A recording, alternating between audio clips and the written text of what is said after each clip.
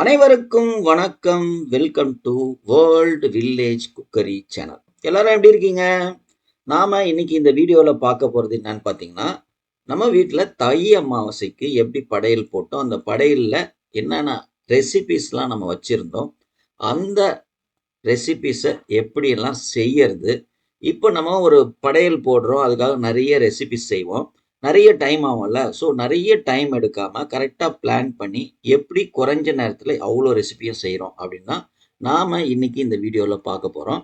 முதல்ல நாம் இந்த படையலில் என்னென்ன ரெசிபி செஞ்சோம் பார்க்குறோம். அவரைக்காய் பொரியல், கத்திரிக்காய் வாழைத்தண்டு சாம்பார், பூசணிக்காய் தேங்காய் பால் கூட்டு, உருளைக்கிழங்கு பச்சை பட்டாணி வறுவல், பருப்பு ரசம், அப்புறம் சுட சுட வெள்ளை சாதம், உளுத்தம்பருப்பு கடலைப்பருப்பு போட்ட ஒரு பருப்பு வடை, அப்பளம், அப்புறம் சிறுபருப்பு வெல்லம் போட்ட ஒரு அருமையான பாயசம். வாங்க இவ்வளோ ரெசிபியும் எப்படி குறைஞ்ச டைமில் கரெக்டாக பிளான் பண்ணி செய்யறதுன்னு தான் நம்ம இன்னைக்கு இந்த வீடியோவில் பார்க்க போகிறோம். இந்த வீடியோவில் போகிறதுக்கு முன்னாடி நம்ம சேனலை சப்ஸ்கிரைப் பண்ணாமல் இருந்தீங்கன்னா தயவு செய்து சப்ஸ்கிரைப் பண்ணுங்கள். பக்கத்தில் பெல் ஐக்கான் வரும், அதையும் ப்ரெஸ் பண்ணிவிடுங்க. முக்கியமாக இந்த வீடியோவை ஸ்கிப் பண்ணாமல் பாருங்கள். முதல்ல சாம்பாருக்கு நான் 200 கிராம் தோரம் பருப்பு ஊற வச்சுருக்கேன். சாம்பாருக்கு 150 கிராம், 50 கிராம் பருப்புக்கு, பருப்பு நெய் போடுவோம்ல படையலில், அதுக்கு. ஸோ அது கழுவி ஊற வச்சுக்கணும். அதே மாதிரி வடைக்கு 150 கிராம் உளுத்தம்பருப்பு, 50 கிராம் கடலைப்பருப்பு, ரெண்டுத்தையும் மிக்ஸ் பண்ணி நல்லா கழுவிட்டு இதை 1 மணி நேரம் ஊறணும்.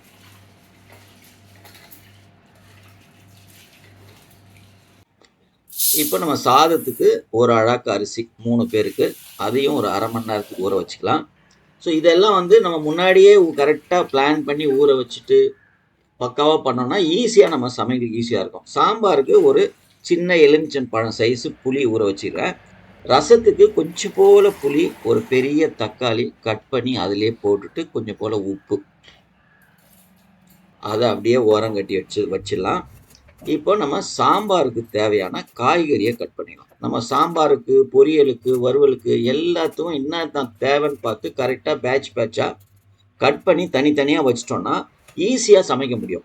இப்போ நான் வாழைத்தண்டு கட் பண்ணிட்டேன், கத்திரிக்காய் கட் பண்ணின்னு இருக்கோம். இப்போ சாம்பாருக்கு காய் கட் பண்ணியாச்சு. அதுக்கு தேவையான வெங்காயம், சாம்பார் வெங்காயம் ஒரு 15 சாம்பார் வெங்காயம், 2 பெரிய தக்காளி,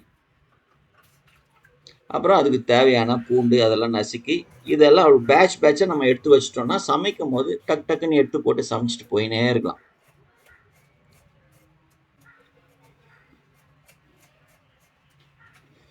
ஸோ சாம்பாருக்கு ரெடி ஆயிடுச்சு. அவரைக்காய் பொரியலுக்கு அவரைக்காவை கட் பண்ணிக்கலாம்.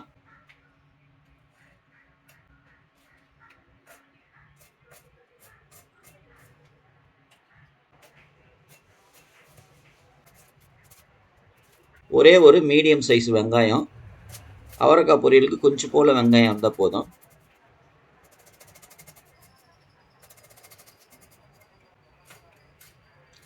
ரெண்டு பச்சை மிளகாய் இது மாதிரி கட் பண்ணிக்கலாம். இப்போ வெங்காயம் கட் பண்ணுறது உருளைக்கிழங்கு பட்டாணி வறுவலுக்கு, அதுக்கும் ஒரு பெரிய சைஸ் வெங்காயம், ஒரே ஒரு தக்காளி,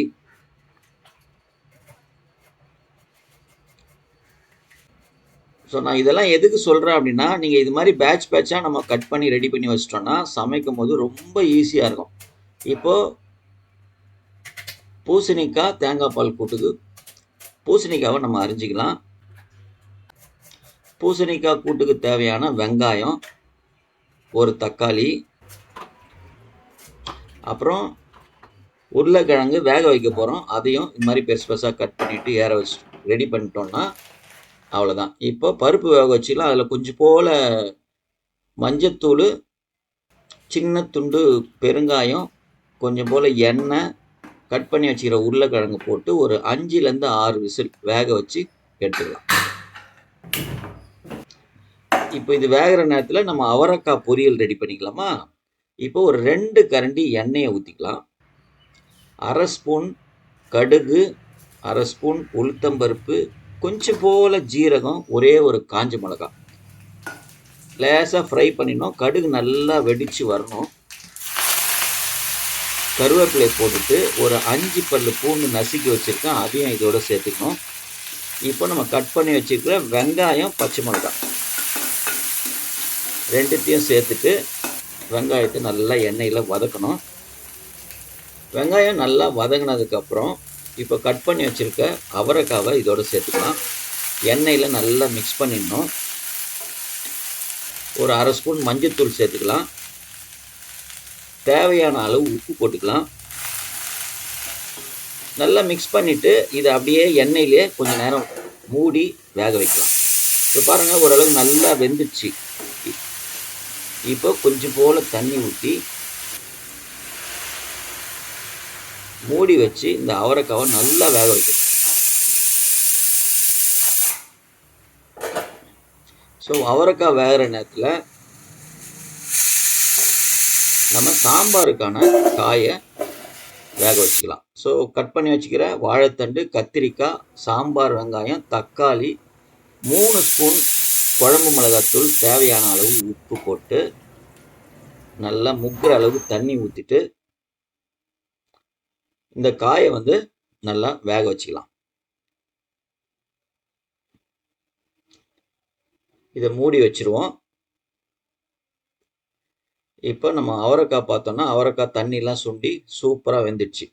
இப்போ கொஞ்சம் போல் துருவின தேங்காவை அது மேலே போட்டு கொத்தமல்லி தழையை போட்டுட்டு ஒரு கிளறி இறக்கணும்னா ஒரு அருமையான அவரைக்காய் பொரியல் ரெடி. அப்படியே இறக்கி வச்சுடுங்க. இப்போ நம்ம பூசணிக்காய் கூட்டுக்கு தேங்காய் பால் எடுக்கணும். ஒரு 1/4 கப்பு தேங்காவை அரைச்சி தேங்காய் பால் தனியாக எடுத்து வச்சுக்கலாம். பருப்பில் இப்போ ப்ரெஷர் போயிடுச்சு. அந்த ப்ரெஷர் போனதுக்கப்புறம் அதை ஓப்பன் பண்ணி அதில் இருக்கிற உருளைக்கிழங்கை தனியாக பிரித்து எடுத்துடணும். முதல்ல எடுத்துட்டு இந்த ரசத்துக்கு வச்சிருக்கிற புளி கரைசலில் 2 கரண்டி பருப்பு தண்ணி எடுத்து ஊற்றி வச்சுக்கலாம். இப்போ மேஷர் போட்டு அந்த பருப்பை நல்லா ஒரு தடவை மேஷ் பண்ணிக்கலாம். நல்லா மேஷ் பண்ணிவிட்டு அதுலேருந்து ஒரு கப்பில் தனியாக பருப்பு எடுத்து வச்சுக்கணும். இது படையலில் பருப்பு ஊற்றுவோம்ல, பருப்பு நெய், அதுக்கான பருப்பு. இந்த பருப்பில் கொஞ்சம் போல் உப்பு கூட சேர்த்துட்டு அதையும் தனியாக எடுத்து வச்சுட்டு இப்போது சாம்பார் காய் நல்லா வெந்துடுச்சு. அதில் நம்ம கரைச்சி வச்சுருக்க புளியை இதோடு சேர்த்துட்டு ரெடி பண்ணி வச்சுருக்க பருப்பையும் இதோடு சேர்த்துடணும். ஸோ இப்போ ஆல்மோஸ்ட் கிட்டத்தட்ட சாம்பார் ரெடி ஆயிடுச்சு. இது நல்லா ஒரு 5 நிமிஷம் கொதிக்கணும். தேவைப்பட்டால் தண்ணி ஊற்றிங்க, இல்லைன்னா அப்படியே கூட விட்டுடலாம். நம்ம என்னென்னா அமாவாசைக்கு படைக்கிறதுனால நம்ம டேஸ்ட் பண்ண முடியாது. ஸோ இப்போ சாம்பார் கொதிக்கிற நேரத்தில் சாம்பாருக்கு தேவையான தாளிப்பு ரெடி பண்ணிக்கலாம். ஒரு 2 கரண்டி எண்ணெய் ஊற்றி 1/2 ஸ்பூன் கடுகு, 1/2 ஸ்பூன் உளுத்தம்பருப்பு, கொஞ்சம் போல் வெந்தயம், ஒரு 5 காஞ்ச மிளகாய் போட்டு நல்லா ஃப்ரை பண்ணிக்கங்க. ஒரு 30 செகண்ட் லேசாக ஃப்ரை ஆகணும். அப்புறம் ஒரு 5 பல்லு பூண்டு, கொஞ்சம் கருவேப்பிலை அதை போட்டுட்டு பூண்டு நல்லா நசுக்கிட்டு போடணும். அதையும் நல்லா வறுத்துட்டு 2 ஸ்பூன் சாம்பார் தூள், சாம்பார் பவுட்ரு இதோடய தாளிப்போடவே சேர்த்துட்டு அதையும் நல்லா 30 செகண்டுக்கு வறுத்துக்குங்க. நல்லா வறுப்பட்டதுக்கப்புறம் அப்படியே அந்த தாளிப்பு எடுத்து சாம்பாரில் சேர்த்துற வேண்டியதுதான். அப்படியே மனம் அப்படியே தூக்கும். அதை அப்படியே நல்லா கிளறி ஒரு 2 நிமிஷம் லேசாக கொதி வரணும். கொதி வந்ததுக்கப்புறம் பொடியாக நறுக்குன கொத்தமல்லி தழையை போட்டு இறக்குனீங்கன்னா ஒரு அருமையான வாழைத்தண்டு கத்திரிக்காய் சாம்பார் ரெடி. இப்போ நம்ம 3 அடுப்புலையும் பாத்திரத்தை ஏற்ற போகிறோம். முதல்ல சாதத்துக்கு பாத்திரத்தை ஏற்றி பற்ற வச்சுட்டு தேவையான அளவு உப்பு போட்டு மூடிடலாம்.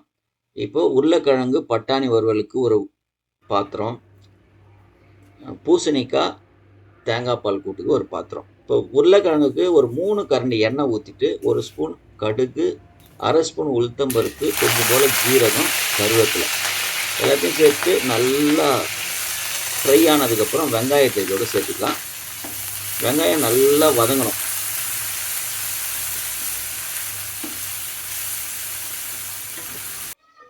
கொஞ்சம் போல் 1/2 ஸ்பூன் மஞ்சள்தூள் இதோடு சேர்த்துக்கலாம்.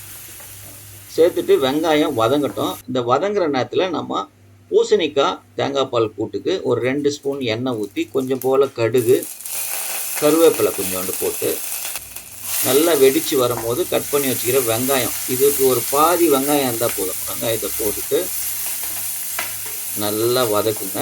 இப்போ இந்த வெங்காயம் அந்த வெங்காயம் உருளைக்கிழங்குக்கான வெங்காயம் பூசணிக்காய் ரெண்டுத்தையும் சேர்த்தா மாதிரி அப்படியே மாற்றி மாற்றி வதக்க வேண்டியது தான். ஏன்னா வெங்காயம் நல்லா வதங்கணும், சிம்மில் வச்சுட்டே வதக்கலாம். இப்போ உருளைக்கிழங்கு வெங்காயத்தில் கொஞ்சம் போல் இஞ்சி பூண்டு நல்லா நசுக்கி அதோடு சேர்த்துக்கிட்டு அதையும் சேர்த்து வதக்கணும். இப்போது பூசணிக்காயில் ஒரே ஒரு தக்காளி கட் பண்ணி அதோடு சேர்த்துக்கலாம்.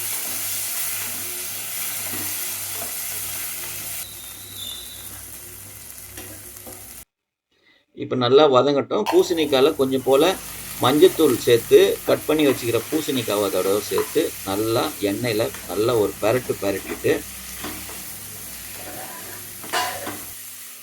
மூடி வச்சு கொஞ்சம் நேரம் வேக வைக்கலாம். இப்போது உருளைக்கிழங்கு வெங்காயத்தில் தக்காளி சேர்த்துக்கலாம். ஒரு தக்காளி கட் பண்ணி வச்சுக்கிறோம். இப்போது வெங்காயம், இஞ்சி பூண்டு, தக்காளி எல்லாம் நல்லா வதங்கட்டும். கொஞ்சம் போல் உப்பு சேர்த்துட்டு பச்சை பட்டாணி, நான் ஒரு கப்பு பச்சை பட்டாணி வச்சுருக்கேன். அந்த பச்சை பட்டாணியை இதோடு சேர்த்துட்டு நல்லா வதக்கலாம். கூடவே ஒரு 1.5 ஸ்பூன் குழம்பு மிளகாத்தூள், பச்சை வாசனை போகிற வரைக்கும் நல்லா வதக்குங்க. அதுக்கப்புறம் கொஞ்சம் போல் தண்ணி சேர்த்து நல்லா மிக்ஸ் பண்ணிவிட்டு இதை மூடி பச்சை பட்டாணியை நம்ம வேக வைக்கணும். இப்போ பூசணிக்காவை பார்க்கலாமா? பூசணிக்காய் ஓரளவுக்கு லேசாக வெந்திருக்கும். இந்த நேரம் நம்ம அரைச்சி வச்சுருக்கோம்ல பால், தேங்காய் பாலை இதோடு சேர்த்துக்கணும்.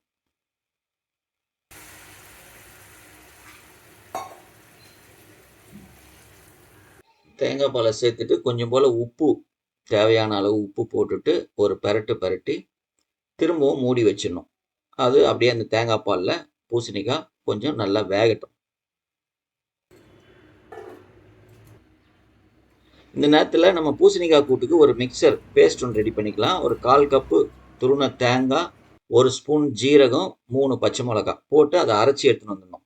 இப்போ பாருங்கள், சாதம் கொதிக்குது. கொதிக்கிறத அப்படியே அடக்கிட்டு ஆஃப் பண்ணிவிட்டு ஒரு 10 நிமிஷம் அப்படியே விட்டுடலாம். இந்த நேரத்தில் அப்படியே ரசத்துக்கு தேவையான அந்த கரைசலை நல்லா கரைச்சிக்கணும். அதில் 2 ஸ்பூன் ரசப்பொடியும், கொஞ்சம் கருவேப்பிலை, ஒரு 5-6 பல்லு பூண்டு நசுக்கண்டு, கொஞ்சம் கொத்தமல்லியை போட்டு நல்லா கரைச்சி அதை தனியாக எடுத்து வச்சிடலாம். ஸோ இது பிட்வீனில் என்னென்ன வேலை செய்ய முடியுமோ அதெல்லாம் அப்படி அப்படியே செஞ்சுக்கணும். இப்போ பாருங்கள், பட்டாணி வந்து ஓரளவுக்கு நல்லாவே வெந்துடுச்சு. இப்போ கட் பண்ணி வச்சுருக்கிற உருளைக்கிழங்கை இதோடு சேர்த்துருவோம். சேர்த்துட்டு நல்லா மிக்ஸ் பண்ணிக்கணும். இப்போ எல்லாமே சேர்த்தாச்சு. இதை வந்து அப்படியே சிம்மில் வச்சுட்டு செவக்க வறுக்கணும். எந்த அளவுக்கு செவக்குதோ அந்த அளவுக்கு செம்ம டேஸ்ட்டாக இருக்கும். இப்போ பூசணிக்காய் பார்த்தீங்கன்னா, பூசணிக்காய் ஓரளவுக்கு நல்லாவே வெந்துடுச்சு தேங்காய் பாலோடு சேர்த்து. அதை அப்படியே கரண்டிலேயே வச்சு லேசாக மேஷ் பண்ணிக்கணும். நல்லா நசுக்கி விட்டுக்கணும். அப்போ தான் ஓரளவுக்கு திக்காக இருக்கும் அந்த கூட்டு. நல்லா மேஷ் பண்ணிவிட்டு இப்போ நம்ம அரைச்சி வச்சுருக்கிற அந்த தேங்காய் பேஸ்ட் இருக்குல்ல, அதையும் இதோட சேர்த்துக்கலாம். சேர்த்துட்டு நல்லா கிளறி விட்டுருங்க. தேவைப்பட்டதுன்னா கொஞ்சம் போல் தண்ணி கூட ஊற்றிக்கலாம். ஏன்னா கொஞ்சம் தேங்காய் இந்த பேஸ்ட்டு சேர்த்தோன்னா திக்காயிடும். கொஞ்சம் போல் தண்ணி விட்டு ஒரு 2-3 நிமிஷம் கொதிச்சதுன்னா போதும். செம்ம வாசனை, இப்போ செம்ம வாசனை தூக்குது. அவ்வளோதான். 2 நிமிஷம் கொதிச்சதுக்கப்புறம் கொத்தமல்லி தூவி இறக்கணுன்னா அருமையான பூசணிக்காய் தேங்காய் பால் கூட்டு ரெடி. இப்போ உருளைக்கிழங்கு, பட்டாணி இப்படியே கொஞ்சம் கொஞ்சமாக அந்த தண்ணி சுண்ட செவக்க இதை வறுக்கணும். நடுவில் நம்ம அதை கிளறி விடணும், அதை மறக்கக்கூடாது. இப்போ நம்ம ரசத்துக்கு தாளிப்பு ரெடி பண்ணிக்கலாம். ஒரு கரண்டி எண்ணெய் விட்டு கொஞ்சம் போல் கடுகு, 3 காஞ்ச மிளகா, பெருங்காயத்தூள் கொஞ்சம், லேசாக வறுப்பட்டதுக்கப்புறம் கரைச்சி வச்சுருக்க அந்த ரச கரைசலை இதோட ஊற்றிடலாம். அது சூடாகட்டும். இப்போ பாருங்கள், சூப்பராக ரெடி ஆகிடுச்சு பாருங்கள். உருளைக்கிழங்கு பட்டாணி வறுவல் அருமை, சூப்பராக கலர்ஃபுல்லாக செம்மையாக ரெடி ஆகிடுச்சு. அவ்வளோதான். தண்ணி எல்லாம் சுண்டிட்டு செவந்து சூப்பராக இருக்குல்ல. அப்படியே பொடியாக நறுக்கின கொத்தமல்லியை போட்டு இறக்கணுன்னா உருளைக்கிழங்கு பட்டாணியும் ரெடி. இப்போ சாதமும் ரெடி ஆயிடுச்சு. சாதமும் நம்ம வடிச்சிட்டோம். இப்போ ரசமும் பாருங்கள், லேசாக கொதி வருதா, அப்படியே எடுத்து வேற ஒரு பாத்திரத்துக்கு மாற்றிட்டு கொஞ்சம் போல் தண்ணி உடனே சேர்த்துடணும். அந்த சூட்டை அப்படியே ஆற விடணும். அப்படியே தனியாக இது வச்சுக்கணும். இப்போ வடைக்கு மாவு அரைச்சிக்கலாம். ஒரு சின்ன துண்டு இஞ்சி, 3 பச்சை மிளகாய், கொஞ்சம் போல் உப்பு போட்டு ஒரு கோர்ஸாக முதல்ல அரைச்சிக்கலாம். அரைச்சிட்டு ஊற வச்சுருக்க பருப்பை 2 தடவையாக போட்டு அரைச்சிக்கலாம். ஆக்சுவலாக வந்து வடை மாவு வந்து கிரைண்டரில் தான் அரைக்கணும். கிரைண்டர் கொஞ்சம் ரிப்பேர்ன்றதுனால நாங்கள் இப்போ மிக்சியில் அரைக்கிறோம். அதனால் 2 தடவையாக போட்டு இது மாதிரி ஒன்றும் பாதியமாக அரைச்சிக்கணும். அதில் கொஞ்சம் போல் பெருங்காயத்தூள், ஒரு பெரிய வெங்காயம் பொடியாக நறுக்கி வச்சுருக்கேன், அதையும் சேர்த்துட்டு கருவேப்பிலை, கொத்தமல்லி இதை அப்படியே கெட்டியாக பிசைஞ்சு தனியாக எடுத்து வச்சுக்கணும். ஸோ வடைக்கான மாவு ரெடி. வடை சுட வேண்டியது தான். இதுக்கு நடுவில் நம்ம என்ன பண்ண போகிறோம்னா, ஒரு சிறுபருப்பு பாயசத்துக்கு ரெடி பண்ணிடலாம். 1.5 கரண்டு ஒரு பவுலில் நெய் ஊற்றி ஒரு 20 முந்திரி போட்டு முதல்ல லேசாக ஃப்ரை பண்ணிங்க நெய்யில். அதுக்கப்புறம் கொஞ்சம் போல் சாரப்பருப்பும் திராட்சையும் நான் எடுத்து வச்சுருக்கேன், அதை இதோடு சேர்த்துட்டு நல்லா எல்லாத்தையும் பொன்னிறமாக வறுக்கணும். பொன்னிறமாக வறுப்பட்டதுக்கு அப்புறம் அதை தனியாக எடுத்து வச்சுக்கலாம். அதே நெய்யில் நான் ஒரு 100 கிராம் சிறுபருப்பு கழுவி ஊற வச்சுருந்தேன், அந்த சிறுபருப்பை இதோடு சேர்த்துட்டு ஒரு 3லேருந்து 4 நிமிஷம் நல்லா அந்த நெய்யிலேயே லேசாக ஃப்ரை பண்ணுங்க.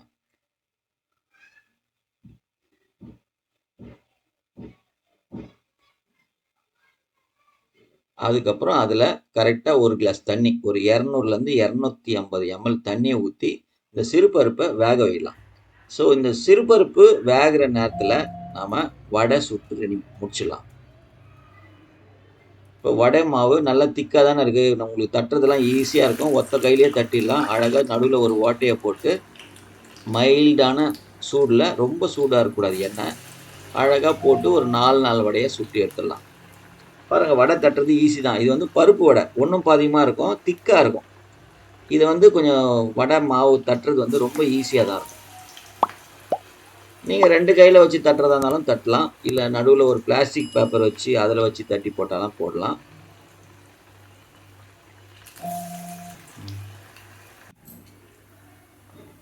அப்படியே நல்லா கோல்டன் கலர் வர வரைக்கும் வெயிட் பண்ணிவிட்டு அதை அப்படியே திருப்பிட்டு சூப்பராக மொறுமொறுன்னு பருப்பு வடை சுட்டு தனியாக எடுத்து வச்சுக்கலாம். பாருங்கள், சூப்பராக கலர்ஃபுல்லாக இருக்கு பாருங்கள் வடை, இல்லை சூப்பர்.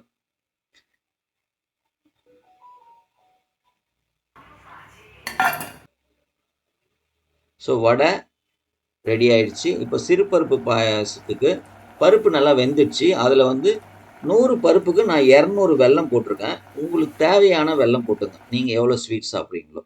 ஸோ வெல்லம் வந்து நல்லா கரையணும். வெல்லம் நல்லா கரைஞ்சதுக்கப்புறம் அதில் ஒரு 1/2 ஸ்பூன் ஏலக்காய் பொடி போட்டுங்க.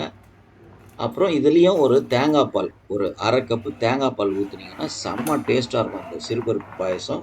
நான் 1/2 கப்பு தேங்காய் பால் ஊற்றிட்டு வறுத்து வச்சுக்கிற முந்திரி, சாரப்பருப்பு, திராட்சை இதையும் சேர்த்துட்டு நல்லா ஒரு தடவை மிக்ஸ் பண்ணிவிட்டு ஒரு 2 நிமிஷம் கொதிக்க வச்சு இறக்கணும். அப்படின்னா சூப்பரான சிறுபருப்பு பாயசம் ரெடி. செஞ்சு பார்த்துட்டு எப்படி இருந்ததுன்னு கமெண்ட் பாக்ஸில் கமெண்ட் பண்ணுங்கள். அப்புறம் கடைசியாக எல்லாருக்கும் பிடிச்ச அப்பளம். அப்பளம் இல்லைன்னா அந்த இலையே நிரப்பறாது. ஸோ அப்பளத்தை சுட்டு எடுத்துக்கலாம்.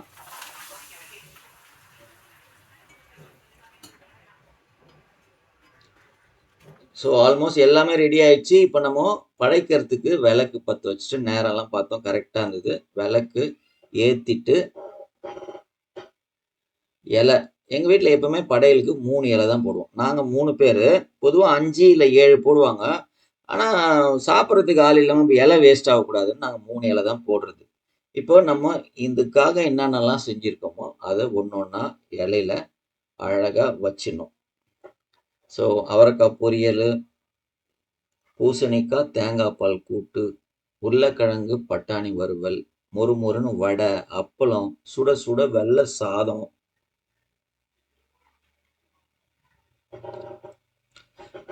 பருப்பு, கூடவே நல்ல அருமையான ஒரு நெய், கத்திரிக்காய் வாழைத்தண்டு சாம்பார்.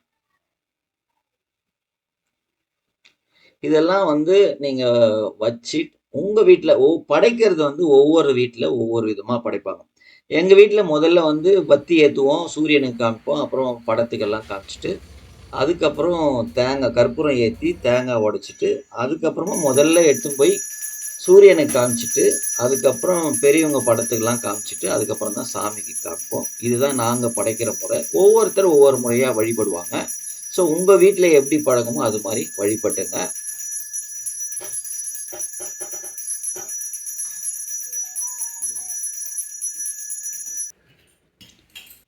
அதுக்கப்புறம் நம்ம படைச்ச இலையிலேருந்து ஒரு பகுதியை நம்ம ஒரு இலையில வாழை இலையிலே வச்சுட்டு எல்லாத்தையும் ஒரு ஐட்டம் கூட விடாம எல்லா ஐட்டத்துலையும் கொஞ்சம் கொஞ்சம் எடுத்து வச்சுட்டு காக்காவுக்கு நம்ம எடுத்து போய் வச்சோம் அப்படின்னா காக்கா வந்து சாப்பிட்டாதான் நம்ம செஞ்சது எல்லாமே அந்த பலனுக்கு வரும். ஸோ இந்த வீடியோ உங்களுக்கு பிடிச்சிருந்துன்னா லைக் ஒன்று போடுங்க.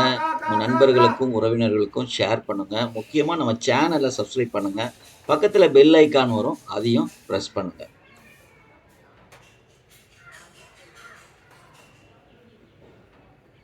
மீண்டும் அடுத்த வீடியோவில் பார்க்கலாம். நன்றி, வணக்கம், பபாய்.